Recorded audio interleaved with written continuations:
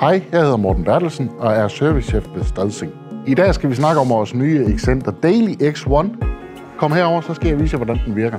Maskinen er opbygget af let aluminium af højeste flykvalitet.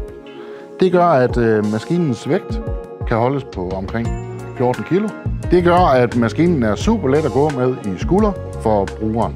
Når maskinen er konstrueret så let som den er der lavet vægtklodser, man kan lægge direkte ned oven på børstemotoren, hvis man vil lave en dybere rengøring med maskinen. Det gør, at man får vægt på børsten, hvor man skal bruge trykket. Maskinen er opbygget af en 5 liters renvandstank og en 9 liters spildevandstank. Det gør, at hvis man vil arbejde med maskinen under et bord, kan man minimere risikoen for, at der løber vand i en sugerør.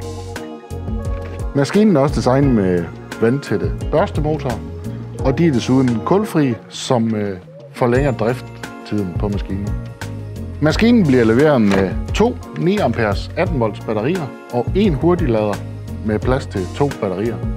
Det giver en drifttid på op imod 90 minutter. Nu vil jeg gerne vise jer, hvordan maskinen virker. Kom med herover. Man starter maskinen her.